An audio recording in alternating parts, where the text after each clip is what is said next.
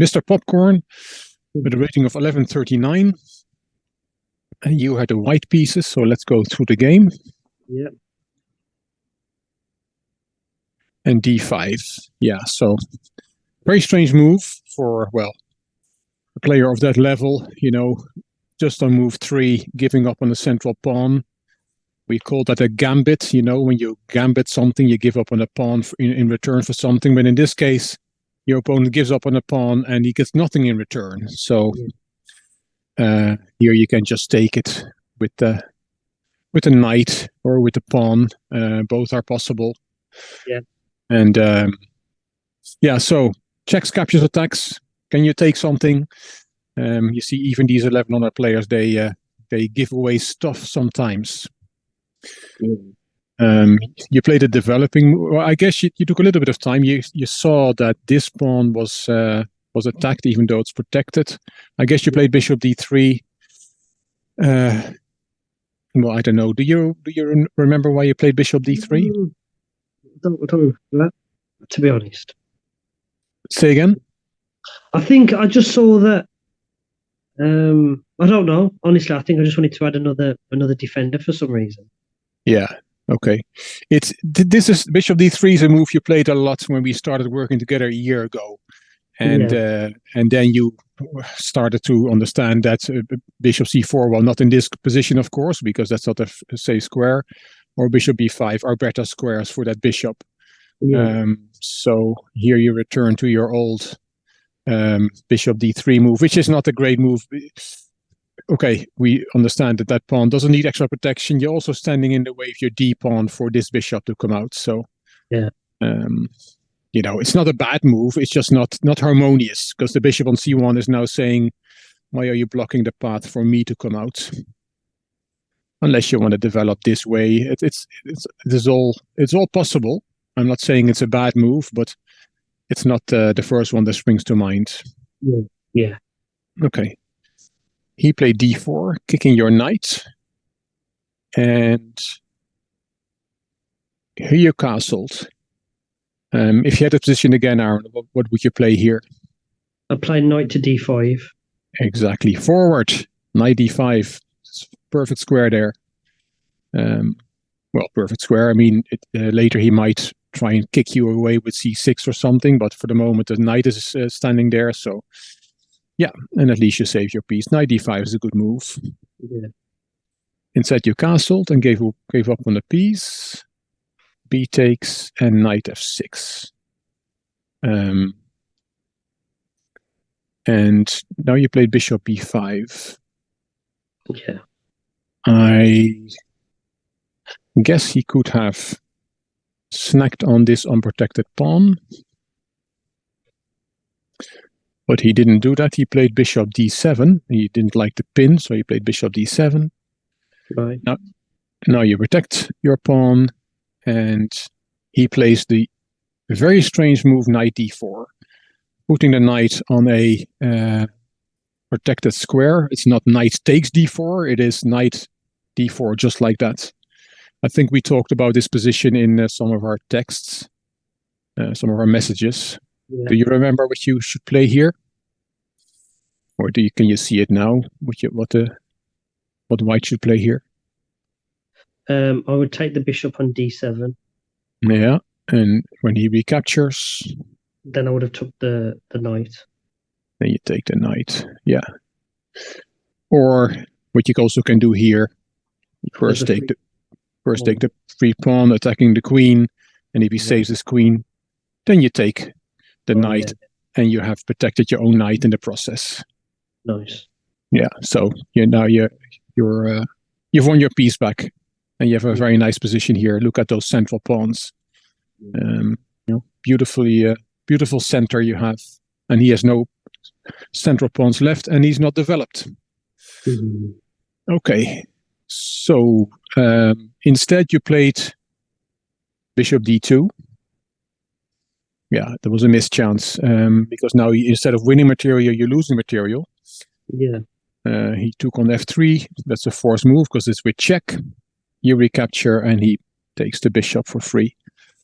So you're 2 pieces down, and maybe you now understand why I wasn't elated with this game. Okay? You say, oh, I beat an 1100 player, and then I went through the game and I thought, not crazy about this game, because so far you haven't played really well. You have missed a few chances to really be at material up, and instead you're 2 pieces down.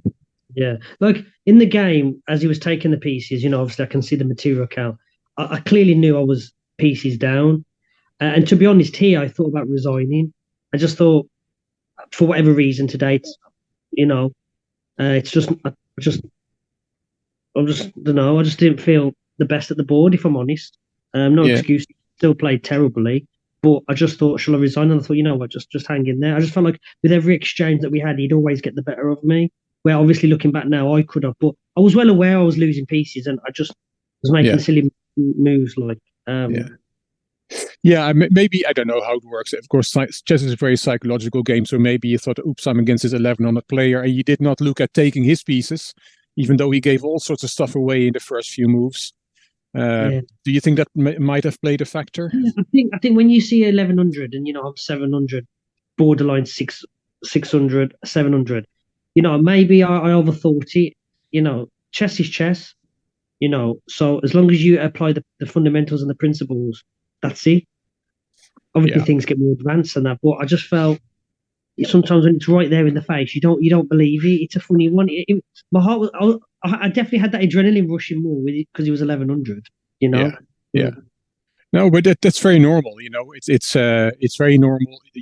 Of course, you can say you have to play the board, you have to play the moves, and not think about the opponent. But that's impossible to do. Every chess player has emotions, and you can be intimidated by somebody's rating or by somebody's name. So, but at least you see here that those players also can make bad mistakes, and in this case, he threw some material at you which you could have picked up. But the psychology in chess should not be underestimated. So I can understand that you were. Yeah, and like I said, when you see like these basketball games where even at high school, it's always gone viral where at the last second, a guy from the other side of the court will just throw the ball and it goes in, and all the high school all get up and go mad because it's just a fluke. That's how I felt with this. I didn't think I was going to win, and as though it wasn't a bad game in the history books, I beat him, and I'm happy with the win next to my name, really. Well, you're right, and you are 100% right. And as they also say in chess, nothing gives as much satisfaction as winning a game that you shouldn't have won. I have some examples where I was completely busted and my opponent fell for my last trick. So it's a great feeling, definitely, and you should enjoy it, most definitely. I agree. It's not like a fluke where I just threw it. I sussed that out, like I saw it a few moves, about 3 or 4 moves before I played it. I won't say as far as I calculated it, but I saw it. I thought this. I thought, oh, okay, I've got an. We'll see, won't we, in a sec? We'll see. And we'll get there. We'll get there. So the next few moves are not that interesting, or not much to discuss. Bishop G5, Bishop E7, C4. Bishop goes back. Queen E2. He kicks your bishop. Bishop goes back. Queen D4. Rook AC1. Yeah, normally it's very bad to put your rook behind a pawn, but you wanted to play that one, so I understand that move. Well, and I thought on the b file, if I try and attack his b7 pawn, it's defended by the bishop, so I thought just c1 for now. Yeah, okay. Yeah, well, if you have the idea of c3 to kick the queen back, then I'm all for it. Because rook. I understand what you're saying. Rook AB1 attacking B7 is protected. An open file is still good for a rook, even though a pawn on B7 is protected. And controlling these squares also counts for something. Yeah. The rooks like to be in open files, even if you can't straight away take something. But okay, rook AC1 with that idea of C3. Bishop back to D7. And now you kick the queen back. Queen D6. Your queen on the B file attacking the B7 pawn, and he castles queenside. Bit dangerous, you have some pressure on that B file if the rook comes there, but he has enough defenders around. It's not really dangerous for black, and he's 2 pieces up, so not much can happen to him. Bishop G3, another attacker towards the king. Yeah. Knight h5, c5, he takes it, and d4. He plays queen a3. He would love to get the queens off the board. Then most of your attacking power will be gone if the queens go off, so you don't allow that, which is a good move. Yeah. He takes, when you're material ahead, it's good to swap pieces, so I understand why he took your bishop off and took the pawn. C takes and g5. Okay, you played queen h5. He took a pawn, and now you go after his king. He didn't have to take that pawn on a2. I guess he should have activated his rooks. And I calmed down. I thought, you know what, you've lost. Even if I lose, I've lost to 1,000. It doesn't matter. It does, but it is what it is. Take it. Spilt milk. Yeah. And I thought, well, what can I do? Well, I thought the a7, just like you said, he should have moved his king to b8. He didn't. We've been going over that in our games. I thought, right, a7. Okay, he likes pawn hunting. Let's work something here. So I did that. He moved it. I took. Yeah, and you get your other rook into the attack. Yeah. So you have something going now. You're still totally lost, but at least you have something going. And if it was white to move here, what would you play? Rook to a8. Yeah. I don't know. You don't know? There's a pawn to f7. Probably take the pawn. Yeah. And why do you decide against rook a8? Because it's going to end in swapping material. Okay. Hold on. Let's give white a move and let's have a look at that. Because let's say you play rook a8. He can't make that. That's checkmate, isn't he? It is checkmate, exactly. Oh yeah. Yeah. So after rook f2 a1, white is threatening mate in 1. Yeah. So that's why he played b6, and you played queen h2. Now you're setting up that trap. Yes. But it's the only thing you're threatening, because the queen on h2, is not a good piece. It's doing very little there, apart from the fact that you're looking at c7. So you're playing for tricks here, but I can't blame you. You're 2 pieces down, so you have to play for tricks. That's all you have left. And I thought if I put it there, he's going to think, what's he threatening? Nothing. He's on a roll. You can see by the way he's moving, and rightfully so. If I move the pawn to g4, the diagonal's open. Take it. That's what I thought. Yeah. So what Black could have done here is play g4 himself, and suddenly the queen looks very silly on h2. Yeah. But okay, he didn't see it. He played queen b2 instead. You opened the diagonal, and now your queen is strong again.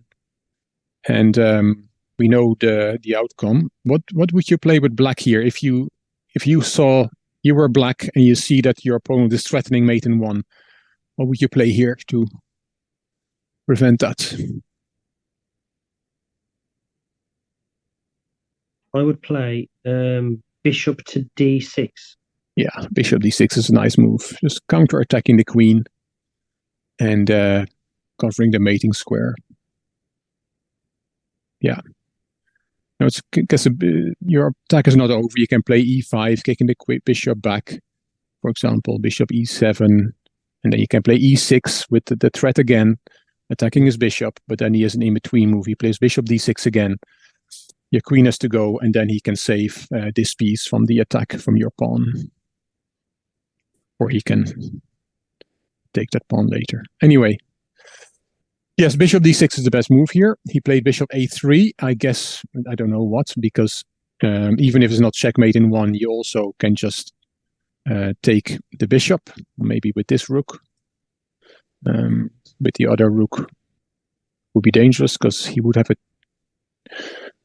Why do you have to take with the rook from a7 and not from a3? Let's say you don't have the mate in 1.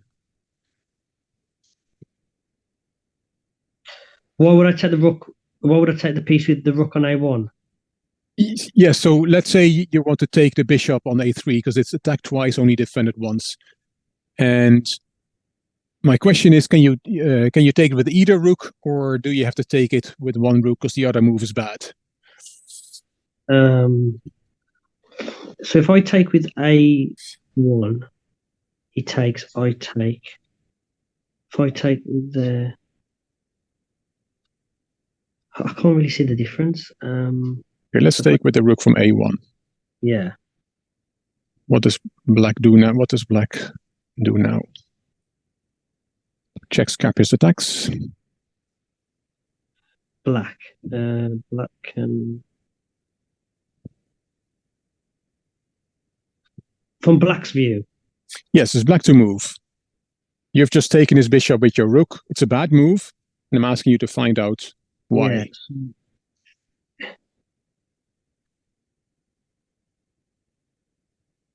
Can black take? Checks. Is there a check?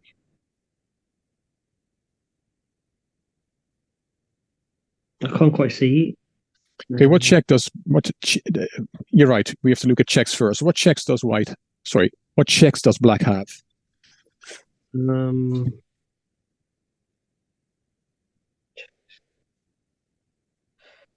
Queen to b1. Yeah. So white to play.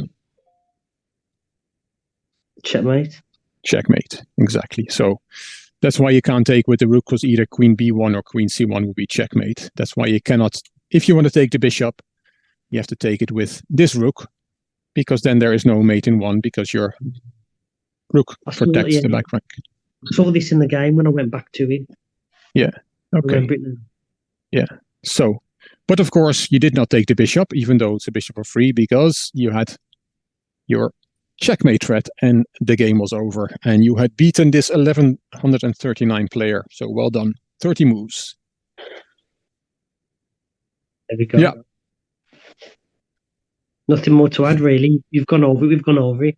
Yeah, exactly. It's so I don't think you played a great game, but the result was great, and the fact that you set a trap for him that he fell for, that's all you can do. And you win some and you lose some, and this one you won. So well done. Yeah, thank you. Anything else on this game? No, thank you. Okay, cool.